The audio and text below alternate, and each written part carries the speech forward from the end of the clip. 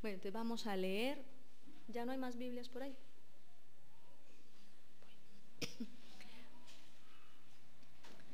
Este tema es muy importante. Se llama el verdadero sacerdocio.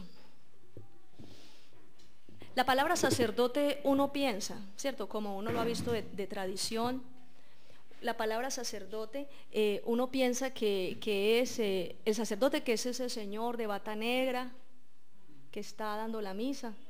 Pero la palabra sacerdote en la Biblia no tiene nada que ver con eso.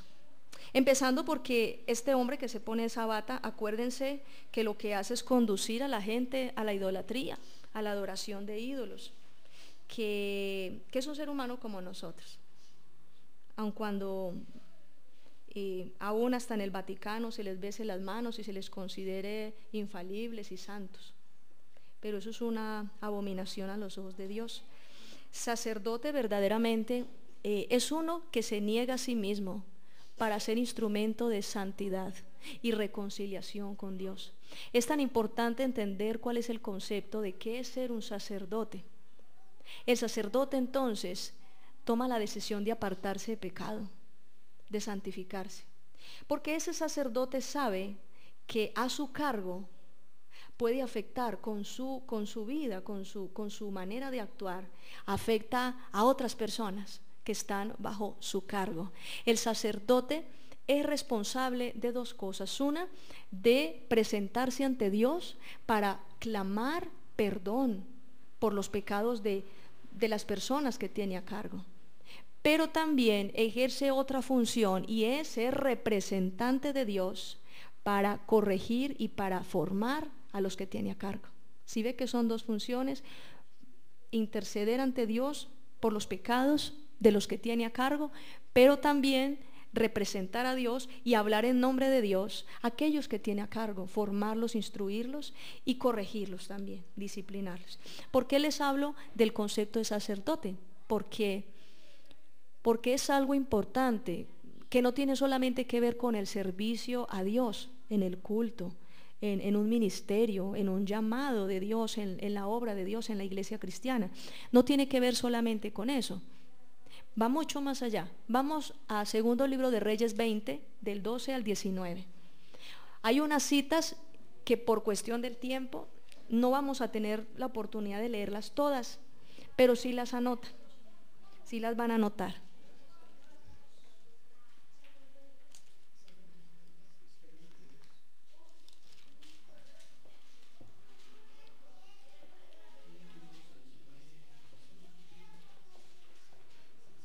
Vamos a hablar acerca de un rey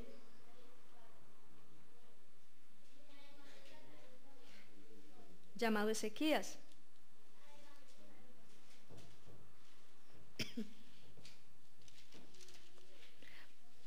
Del 12 al 19 dice la escritura: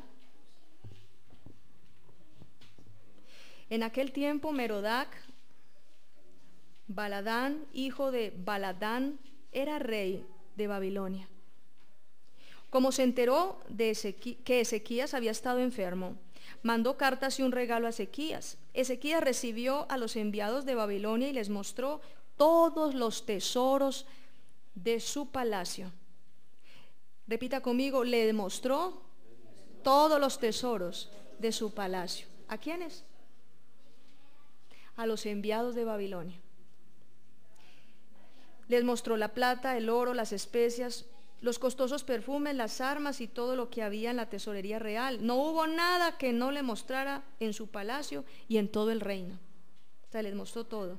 Entonces el profeta Isaías se le acercó a Ezequías y le preguntó: ¿qué te dijeron esos hombres? ¿Qué querían y de dónde venían? Ezequías le contestó: vinieron de Babilonia, un país muy lejano. Isaías le dijo: ¿qué vieron del palacio? Ezequías le dijo: ellos vieron todo lo que hay en el palacio y en los depósitos. No dejé nada sin mostrarles. Entonces Isaías le dijo a Ezequías: oye el mensaje del Señor.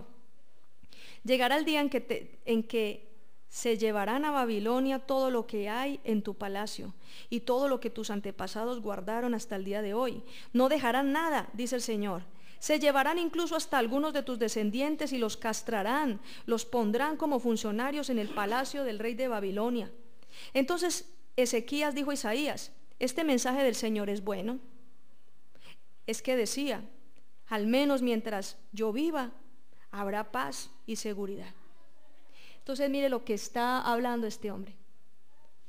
El mensaje que Dios le dio a Ezequías por su imprudencia, porque no debió haberlo hecho, no debió haberle mostrado a un reino que estaba por los planes de Dios. Babilonia estaba destinado, acuérdense que nosotros hablamos la vez pasada, que Dios usó a un rey, al rey de Babilonia, para castigar a Israel, cuando hablamos del profeta Jeremías, que anunciaba el juicio de Dios sobre Israel, que venía la nación de Babilonia, todo el ejército de Babilonia, a tomar cautivos a los israelitas y llevárselos a su tierra para ser esclavos.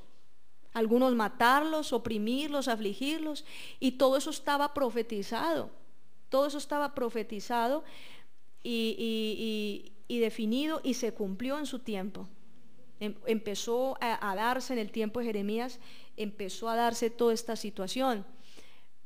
Ezequías entonces, me llama la atención lo que dijo. Él dijo, bueno, pues eso le pasará a mis hijos, eso le pasará a mis nietos. Al menos mientras yo viva, hay paz, estoy tranquilo, no hay nada, no pasa nada. Mientras yo viva está la cosa bien. O sea, lo que yo hice tiene consecuencias sobre mi descendencia, pero pues como yo no voy a estar vivo de aquí a eso, yo voy a estar tranquilo, voy a estar con el Señor, yo ya me voy de aquí. ¿Qué opinan ustedes de eso? Que es malo, o sea, que es una irresponsabilidad. Y a eso quiero referirme en el día de hoy. En el Antiguo Testamento se hablaba de un sacerdote como una persona que tenía una autoridad que Dios le delegaba para oficiar en el templo del Señor, para hablarle a la gente de la ley de Dios. Cuando había pecado, ellos eran los que se presentaban ante Dios para pedir perdón por los pecados. Ellos recibían los animales, ellos hacían el sacrificio en favor del pueblo ante Dios, etcétera, etcétera. Y también ellos estaban llamados a instruir al pueblo en la ley de Dios, a enseñar la escritura, a corregir, a establecer normas y ayudar para que la sociedad, para que la gente de la nación de Israel cada día se acercara más al Señor. Esa era la función en el Antiguo Testamento del sacerdote.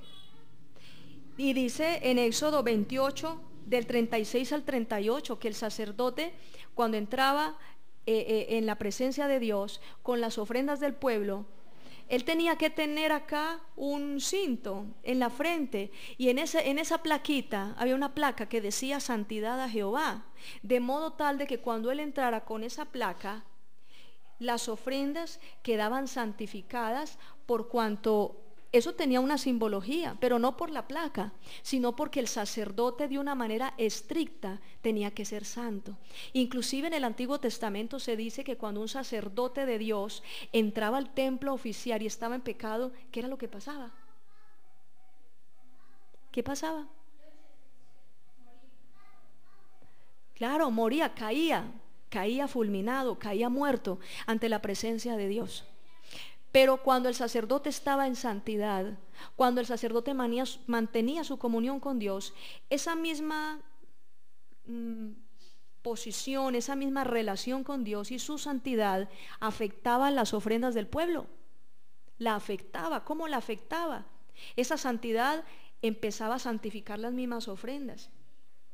Y esa misma santidad hacía que esas ofrendas fueran recibidas por el Señor. Y el pueblo entonces recibía el perdón, y el pueblo entonces recibía restauración. Pero solamente por la responsabilidad, el acto responsable de un sacerdote de guardarse para Dios y de ser santo, de saber que de sus actos, de saber que de lo que él hiciera dependía toda la condición espiritual de un pueblo, que si él pecaba, esa maldición llegaba al pueblo, que si él hacía lo que hacía, todo eso recaía sobre la gente a la cual él ministraba. Y eso es un diseño de Dios. Miremos lo que dice 1 Samuel capítulo 2, vamos allí.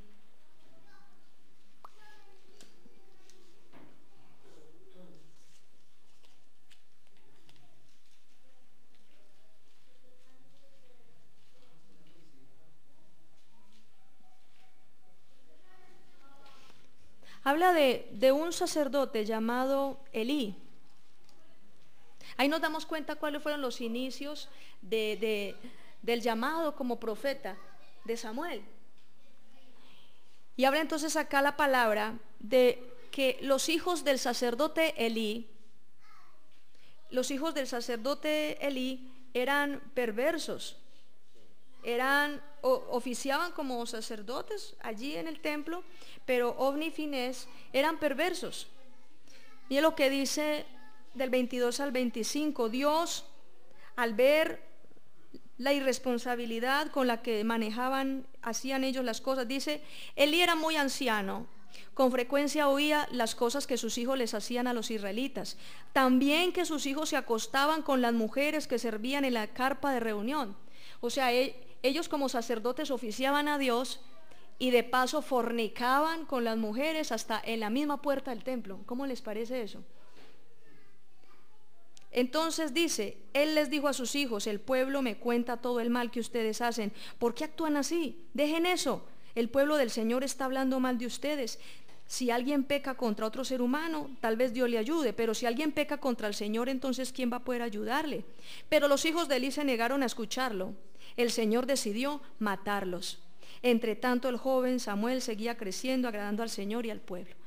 Entonces, Dios tomó la decisión de cortar del sacerdocio a estos hombres perversos. Eran perversos. Y por causa precisamente de que eran perversos, el pueblo de Israel estaba mal.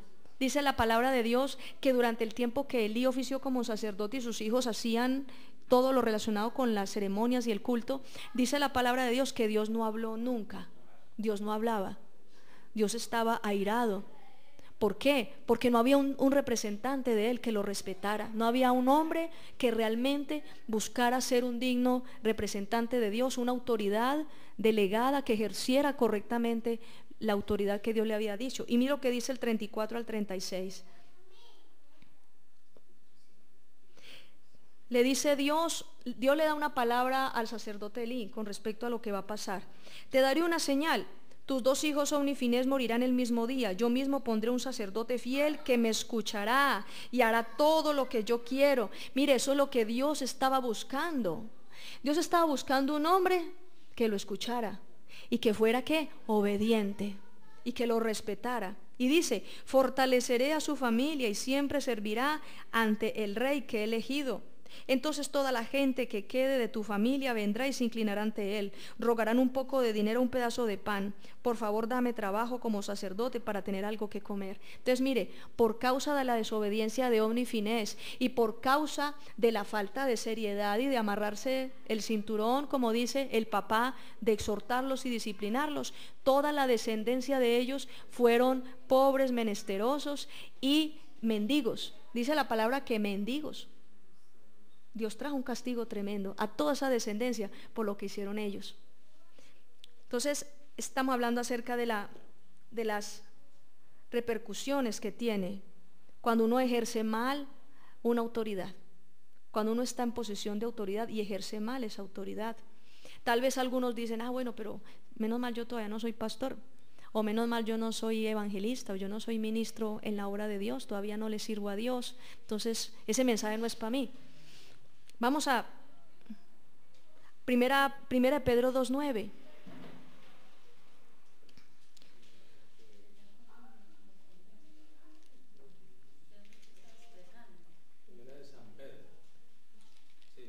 Sí, la carta.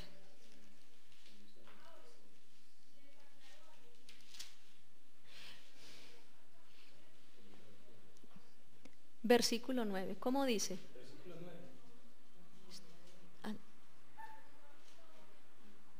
¿Cómo dice ahí?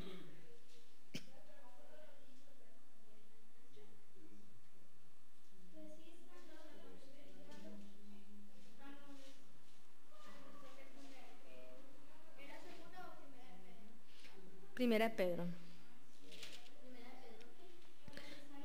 Capítulo 2, versículo 9.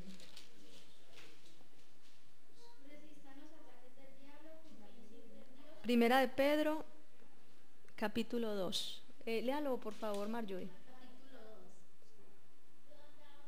versículo 9. Pero ustedes son linaje escogido, real sacerdocio, nación santa, pueblo que pertenece a Dios, para que proclamen las obras maravillosas de aquel que los llamó de las tinieblas a su luz admirable. Entonces la palabra del Señor dice que ahora con la muerte de Jesús en la cruz del Calvario, su sangre preciosa nos santifica.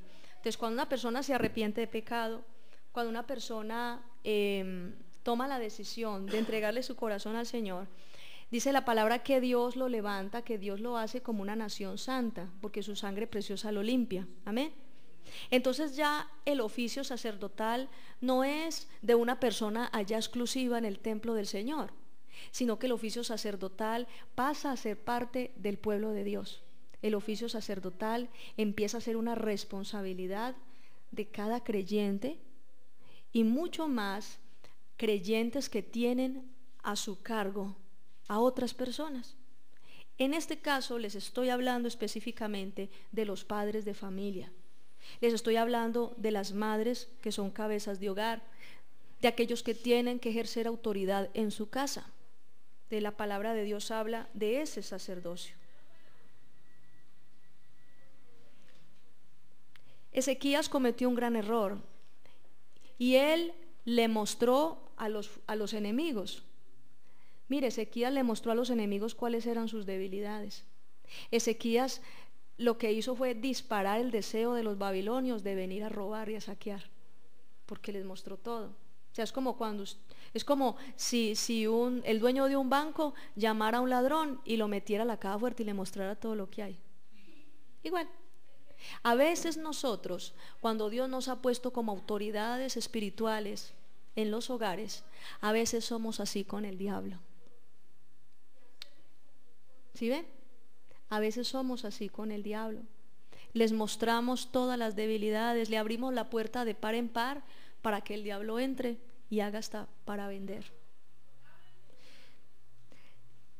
La gente cuando peca, volviendo al tema de la santidad en el sacerdocio, la gente cuando peca ignorando las consecuencias que tiene su descendencia, cuando son autoridad delegada de Dios, ellos son puertas espirituales.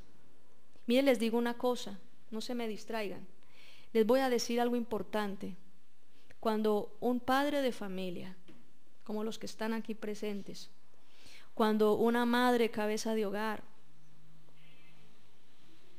cuando una persona está en autoridad sobre otros y esa persona peca, así como esa persona, por ser autoridad de Dios, por ser un representante de Dios, es una puerta espiritual para que la bendición llegue, si esa persona se santifica, si esa persona tiene relación con Dios, si esa persona se humilla ante Dios y deja que el reino de Dios se establezca en su vida, su familia y todo lo que tiene entra en bendición. Dice la palabra en Josué 24:15, la última parte. Josué habla con Israel, el pueblo, y les dice, bueno, vamos a entrar a tomar la tierra prometida, ahora decidan ustedes a quién Dios van a servir. Si ustedes van a adorar a los dioses de los amorreos, hágale. Si ustedes van a adorar a tales, hágale. Pero lo que tiene que ver conmigo, yo y mi casa, adoraremos a Jehová. Él no dijo, no, pues yo voy a adorar a Jehová. Quién sabe mi esposa, es que ella como es tan jodida. Él dijo, no, quién sabe mi hijo, porque es que pues a veces él es tan llevado a su parecer. No, Josué dijo, yo y mi casa. Hermanos, eso no se discute. Cuando uno es autoridad espiritual en una familia, cuando uno es autoridad espiritual en una casa, la cosa es así. Porque si tú no ejerces la autoridad que Dios te ha dado, eso es lo que abre la puerta a la rebelión. ¿Qué abre la puerta a la rebelión en la familia? Cuando tú no ejerces correctamente la autoridad que el Señor te ha dado. La palabra de Dios habla en el libro de Hebreos capítulo 7 acerca del impacto tan grande que tiene la condición espiritual del sacerdote cuando entraba al templo del Señor y cómo eso afectaba al pueblo. Les explico. Cuando había un sacerdote temeroso de Dios, cuando uno lee en las escrituras, en los libros históricos, todo lo que pasaba con el pueblo de Israel a lo largo del tiempo, Y habían hombres temerosos de Dios en el sacerdocio. Dice la palabra que el pueblo de Israel ganaba las batallas. Dice la palabra de Dios que el pueblo de Israel siempre, Dios hablaba, Dios permanentemente manifestaba su gloria, su misericordia. El pueblo era nutrido de Dios, el pueblo era cubierto por Dios, era provisionado por los bienes de Dios. Mira, el pueblo estaba bajo protección, estaba bajo bendición, estaba el pueblo, a pesar de las dificultades y todo, Dios estaba con ellos. Pero cuando ese sacerdote se hacía viejito y moría, se levantaba un sacerdote en Israel lleno de pecado. Se levantaba un sacerdote que no tenía temor de Dios y que empezaba a practicar el pecado. Dice la palabra que eso traía consecuencias sobre el pueblo. Y entonces la gente empezaba a andar mal y entonces empezaba a haber escasez.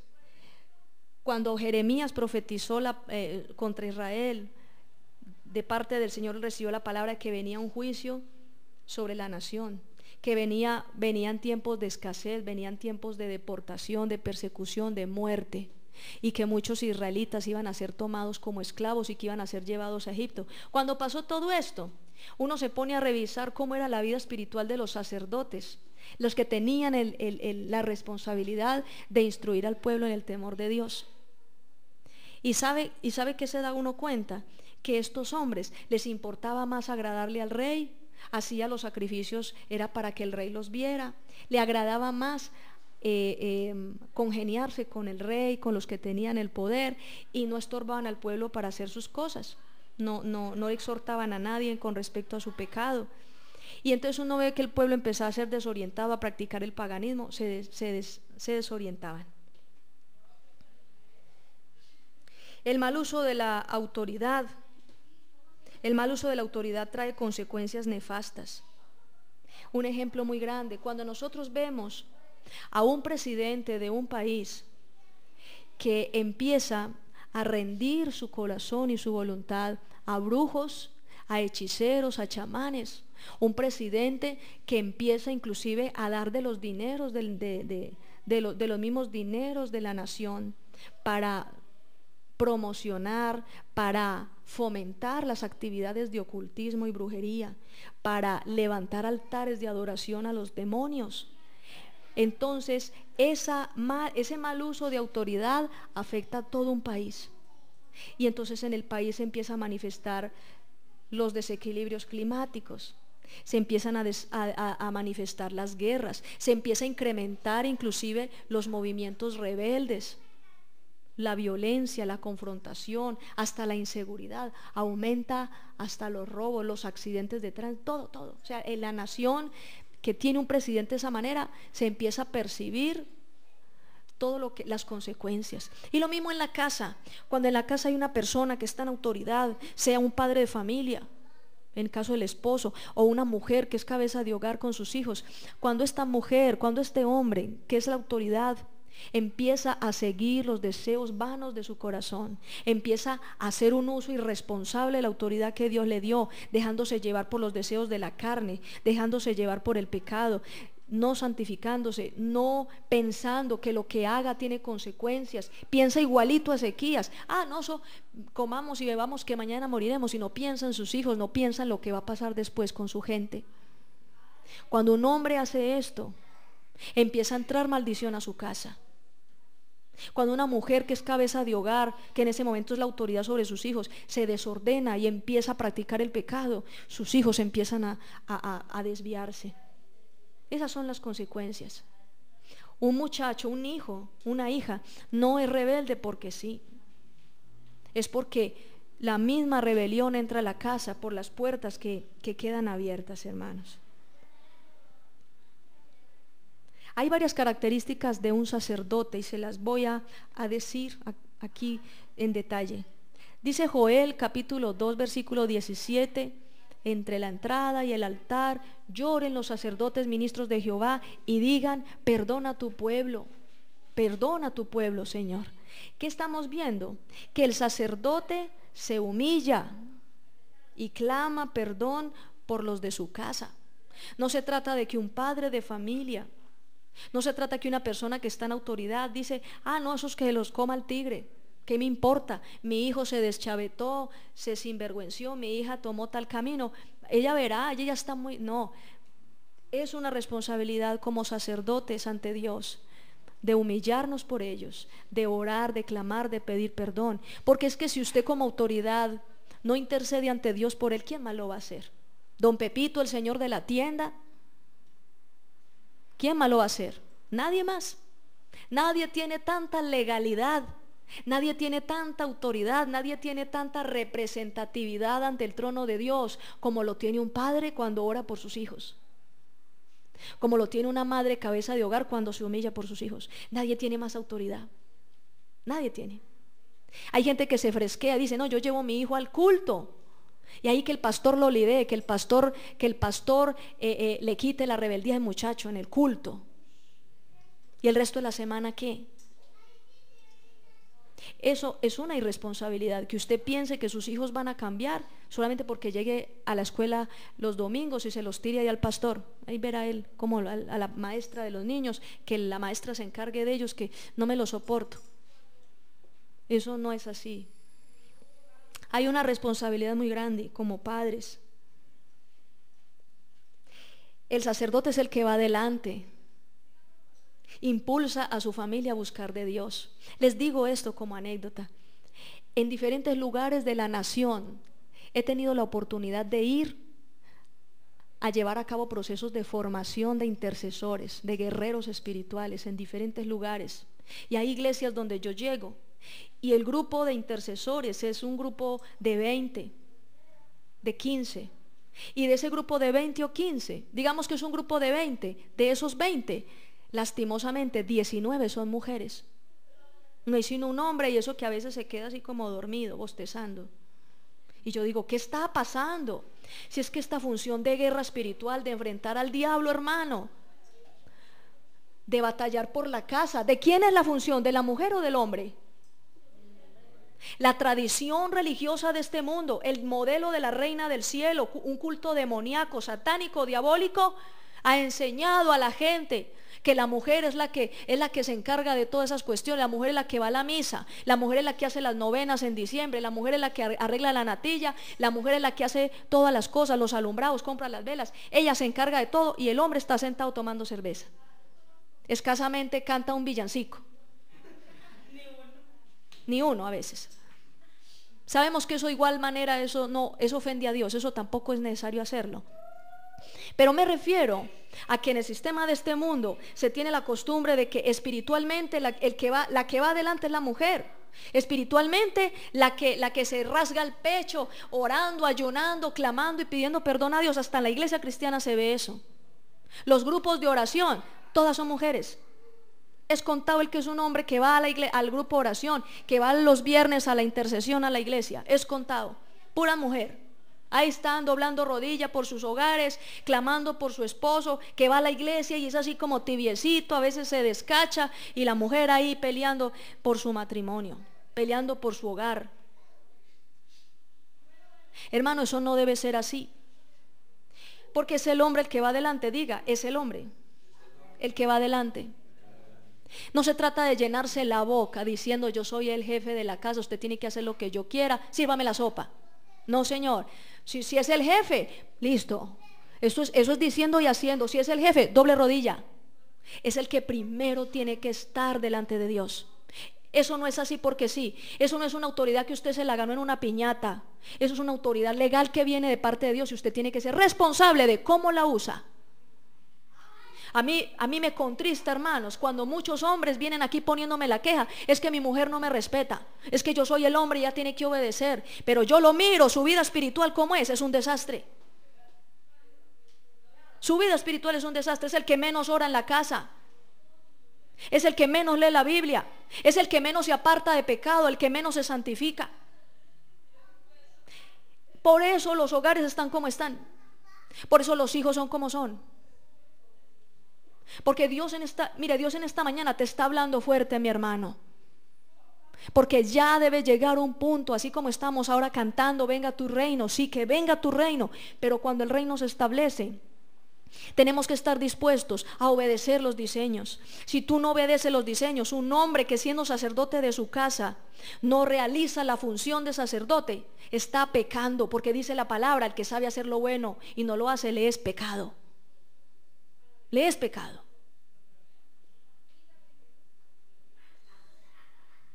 Es el que va adelante. Así que si usted a mí, varón, me va a hablar de autoridad, muéstreme cómo es su sacerdocio. Y yo le digo entonces, ¿cómo está usted parado frente al diablo? ¿Cómo está parado frente al diablo? Porque no se trata simplemente de sacar un versículo y decir yo soy autoridad. No es eso. El diablo se burla de la palabra simplemente que usted dice sin vivirla. El diablo se burla simplemente de una actitud religiosa e hipócrita. Dios se contrista y está cansado de ver, aún en muchas iglesias cristianas está cansado de ver hombres tibios, hombres que no ayunan, hombres que no oran, hombres que no buscan a Dios, hombres que simplemente cogen como pretexto, ay no, es que el hombre es hombre, y se dan licencias para pecar, se dan licencias para violar su pacto con Dios, como si la mujer estuviera más llamada a ser más santa que él, lo cual es un error total. Más santo debe ser el hombre, porque el hombre es el que sobre él, sobre sus lomos, hermanos, sobre sus lomos está cargada toda la responsabilidad de generaciones, no solamente tus hijos, sino los hijos de tus hijos, de tus hijos, de tus hijos, de tus hijos, de tus hijos, y de ahí para adelante hasta la venida de Cristo. Pueden haber hasta 20, 50 generaciones que están dependiendo de lo que tú hagas. Así que no hagas como Ezequías, no actúes como Ezequías. Otra característica de un sacerdote es dar protección, defendiendo a los suyos, hasta de los parientes, hermano. A veces, hermano, el varón de la casa llega a la prima, a la tía y le ofende a su mujer, hasta le pega a su mujer, la insulta, y el hombre ahí callado. No, eso son peleas de viejas. No, ¿cuál peleas de viejas? Su mujer, usted tiene que hacerla respetar delante de toda su familia. Es que así es el diseño. Primero está su esposa, inclusive antes que su mamá. Primero está su esposa, porque dice la palabra del Señor, dice la palabra de Dios, que primero está su esposa, primero está su mujer, porque dice la palabra en Génesis, dejará el hombre a su padre y madre, se unirá a su mujer y será una sola carne. Ese es el diseño. Cuando un hombre viola este diseño, cuando un hombre prefiere tener a un primo en la casa, cuando un hombre prefiere darle prioridad a la cuñada, prefiere darle prioridad a yo no sé quién, pero está maltratando y atropellando su hogar, es un hombre que está dañando el diseño de Dios. Primero está el hogar, hermanos. Primero está el hogar.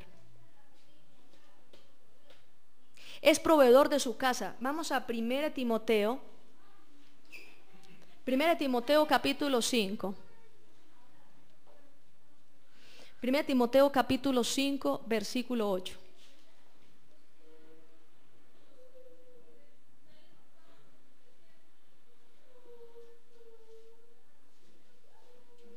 Primera Timoteo 5, versículo 8.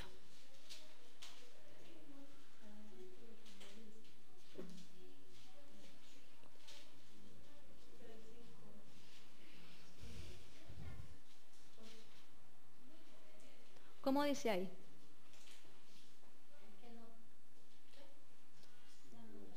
En esa versión, sí. Porque si alguno no provee para los suyos y mayormente para los de su casa, ha negado la fe y es peor que un incrédulo. Entonces mire lo que dice la Escritura. El hombre es proveedor. ¿Quién es el proveedor de la casa? ¿El hombre o la mujer? El hombre. El hombre es el que se tiene que meter la mano al drill, como dice. Tiene que pellizcarse. ¿Sí? Gloria a Dios, si la mujer quiere trabajar para comprarle las camisitas, para comprar la lamparita, para comprar la cortina, bien. No, es que qué pecado, es que yo lo veo a él con los zapaticos, porque es que el hombre, porque es el que trabaja y el sueldo todo lo lleva para la casa, es el que menos tiene para comprar sus cositas. Entonces la mujer está pendiente, ella recibe, ella saca porcentajes, administra, lo que hemos hablado la vez pasada. Ella tiene que ser ordenada, organizada, y le apoya a su esposo para cuidar las finanzas de la casa. Y dice, mijo, ¿cuánto hace que usted no se ha cambiado sus zapaticos? Mire, ya están rotos, mijo, yo estaba limpiándole, le estaba lavando sus tenis ayer y se me despegó un pedazo de tela. Mijo, hay que comprarle, es tiempo de comprarle. Esa es la función de la mujer, de estar pendiente, ¿sí o no? de estar pendiente de lo que se necesita, de lo que se va acabando, de lo que se va comprando, y es importante eso.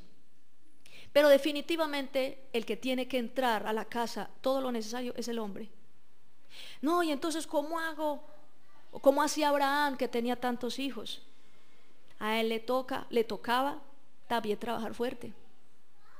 Y es una bendición tener varios hijos, gloria a Dios, es una bendición muy grande, porque cada hijo es una bendición, pero entonces hay que sustentarlos, porque el chiste no es solamente traerlos al mundo, el chiste es sustentarlos.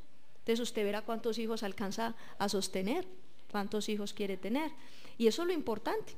Es saber que el hombre tiene responsabilidad con sus hijos para proveerles, saber que el hombre tiene responsabilidad con su casa, pero no es la mujer.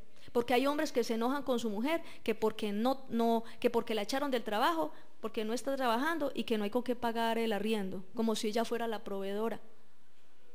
Y no es así. Y hay casos extremos donde hay hogares donde el hombre no trabaja y la mujer es la que provee todo. Y eso no es así. Una de las cosas que Dios enseña en su palabra, si queremos poner las finanzas en orden, que salga de la casa el devorador, que salga de la casa las plagas que se comen la economía, hermanos. El que tiene que proveer, tiene que proveer. Si no provee, le está abriendo las puertas al devorador. Y eso también va para las madres cabezas de hogar, o sea, general, ¿cierto? Para todo el mundo. Eso va en general para los que son autoridad, los sacerdotes de su casa. También el sacerdote es ejemplo de disciplina y dominio propio. ¿Cómo así que disciplina y dominio propio? El hombre, por el mismo diseño de creación, la mujer tiende a ser más emocional, en cambio el hombre es más fuerte, más reposado. En los velorios uno ve la mujer y el hombre tranquilo, de pronto por ahí alguna cosa y antes abraza tranquila y con ese aplomo. Y eso es el hombre, o sea, el hombre debe ser ejemplo de disciplina y dominio propio. Disciplina en el sentido de que no haya que estarle diciendo, camine mi hijo, oremos, camine mi amor, vamos al culto. Mi amor, usted hace días que no va al culto, pegado de ese partido todo el día, y usted no ora, no lee la Biblia, mi hijo, porque está así, mi amor, mire, tenemos que buscar a Dios. Eso no lo tiene por qué estar haciendo una mujer. Una mujer no tiene que estarle diciendo a su esposo, busquemos a Dios. Es el hombre el que debe hacerlo. Y de dominio propio. Yo creo, no dice la palabra, que el que está más llamado a apartarse de pecado, a ser santo, es el sacerdote. ¿Se acuerdan lo que yo les decía de Éxodo 28? La placa aquí que dice ¿cómo? Santidad a Jehová. No la tiene la esposa de él. ¿La tiene quién? El hombre. Santidad a Jehová, consagrado para Jehová, apartado para Jehová. O sea, nada que ver con el pecado. Entonces, tiene que ser un ejemplo de dominio propio. Saber dominar sus instintos, saber dominar su cuerpo, saber dominar sus impulsos, saber controlarse. Eso es un sacerdote. Tener dominio, tener aplomo, brindar a la casa esa seguridad. Porque un hombre lleno de temor, un hombre bien melodramático, imagínese usted a las 2 de la mañana llega a la casa, están acostados y empieza a sonar pasos en la sala. Y la mujer, mi amor, ay, como que se nos entró un ladrón, y dice, ay, vaya que yo la apoyo. Imagínese cómo queda de bonito. Y a veces hay crisis y hay momentos difíciles donde es más fuerte la mujer que el hombre. Y no debe ser así.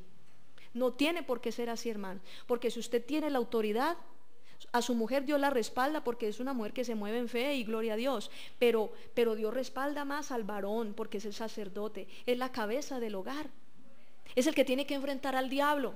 Imagine la mujer ahí luchando con el diablo y hay poder en Cristo y el hombre por ahí practicando pecado. O sea, el diablo se ríe de un hogar así. El diablo se ríe de un hogar así. ¿Por qué? Porque imagínense ustedes, es como si yo estoy en autoridad aquí en la congregación. Imagínense ustedes, todos ustedes orando y ayunando para que Dios manifieste su gloria en la iglesia, y yo sinvergüenciando y haciendo hasta para vender. Es lo mismo que si un hombre en su casa descuida su posición. Es intercesor de su familia ante Dios. Es autoridad delegada de Dios ante los suyos.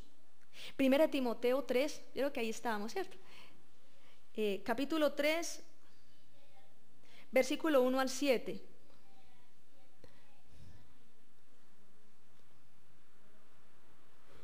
¿Ya lo tienen ahí? Francisco, léalo por favor. Del versículo 1 al 7. Si alguien aspira al cargo de presidir la comunidad, a un buen trabajo, aspira. Por eso, el que tiene este cargo ha de ser irreprensible, de ser esposo de una sola mujer y llevar una vida seria, juiciosa y respetable. Debe estar siempre dispuesto a hospedar a gente en su casa. Debe ser apto para enseñar. No debe ser borracho ni amigo de las peleas, sino bondadoso, pacífico y desinteresado. En cuanto al dinero, debe saber gobernar bien su casa y hacer que sus hijos sean obedientes y de conducta digna. Porque si uno no sabe gobernar su propia casa, ¿cómo podrá cuidar de la iglesia de Dios? Por lo tanto, el dirigente no debe ser un recién convertido, no sea que se llene de orgullo y caiga bajo la misma condenación en que cayó el diablo. También debe ser respetado entre los no creyentes para que no caiga en deshonra y en alguna trampa del diablo. Así es, mire, cuando una persona está en autoridad, esto lo habla como de los pastores, de los ministros de Dios, la gente que sirve al Señor. Pero esto también aplica en la casa, en la familia. Dice, aquel que está en autoridad en su casa, ahí está todo. Primero, que debe ser una persona irreprensible. Dice, que lleve una vida que no tenga nada que criticarle, nada que reprocharle. ¿Sí ve? Que sea responsable, que sea sensato, que sea marido de una sola mujer, que sea fiel a su esposa. Que tenga dominio propio, que esté dispuesto a hospedar, que sea capaz de instruir a otros en la fe. ¿Eso qué quiere decir? De que el hombre es el que más debe leer la Biblia en la casa, el que más debe saber de la Escritura. Antes el hombre es el que le tiene que enseñar la Biblia a su mujer, explicarle la Escritura a sus hijos.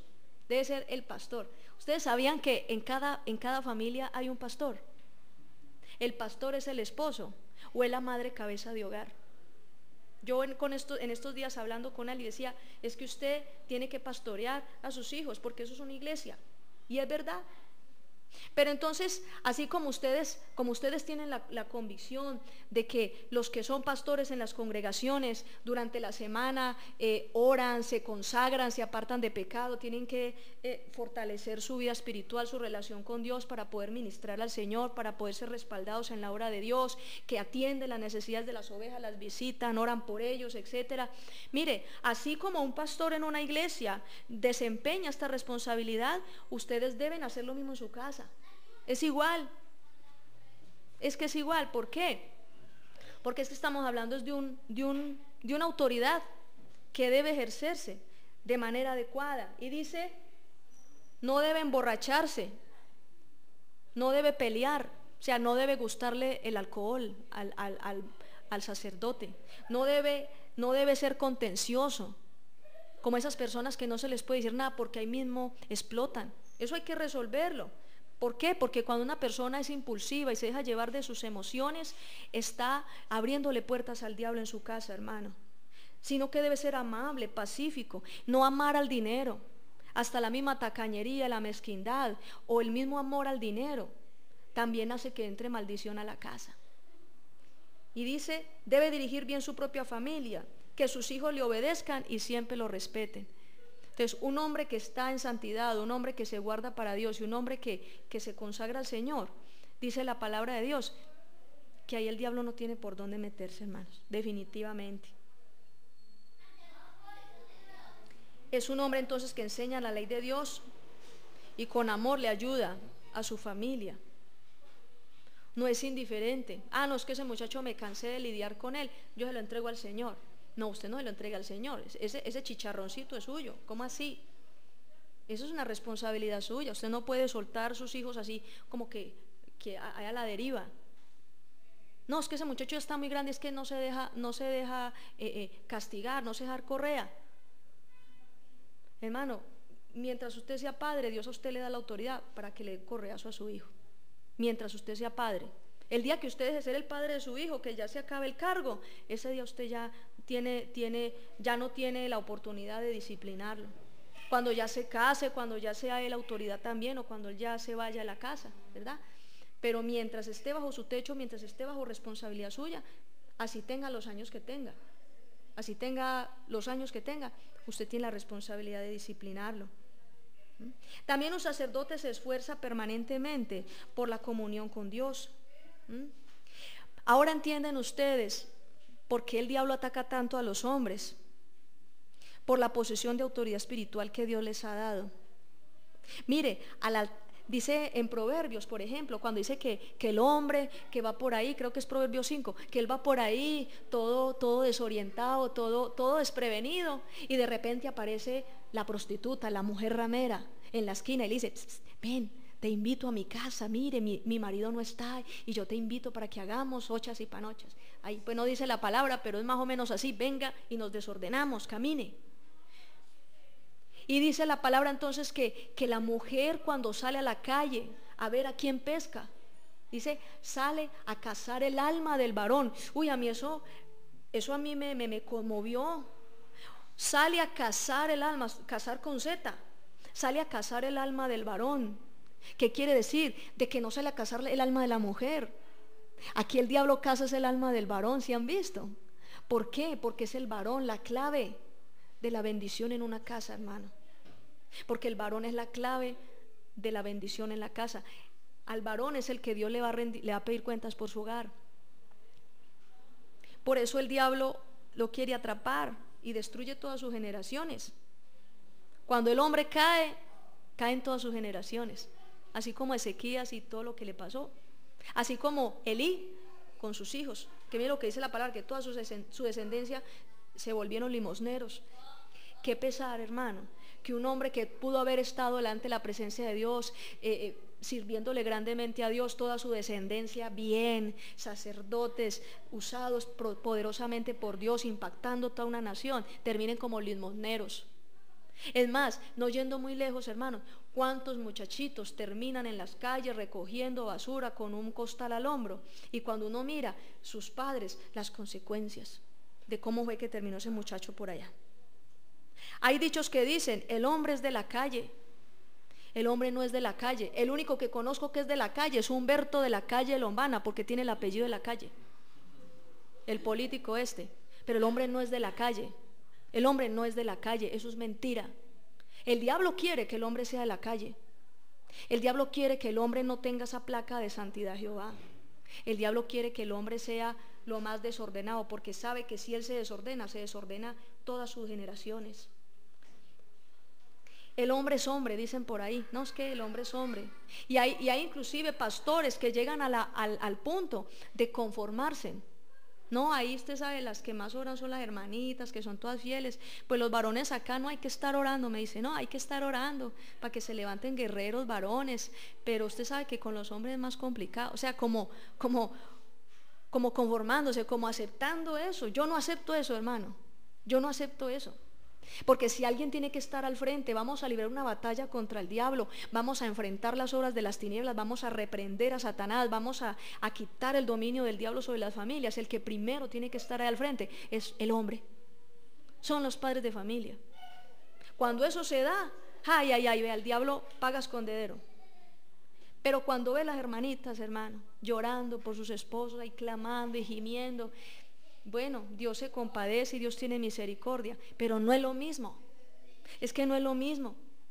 Mire, es tanto así, no es lo mismo que usted vaya y le diga a doña Pepita, la señora de la tienda: hágame el favor y me da fiada una panela, a que usted mande el muchachito. No es lo mismo, porque es que hay una representatividad de autoridad. Cuando el hombre descuida su posición sacerdotal, la mujer debe tomar la bandera. Tampoco es que la mujer diga, porque hay mujeres que me dicen, no, es que mi marido no quiere nada con Dios, él se desordenó, yo ni para qué vuelvo a ese culto, yo ni para qué voy a la iglesia, si él vea cómo se volvió. Hay mujeres que cogen de pretexto que el esposo se desordenó para descarriarse.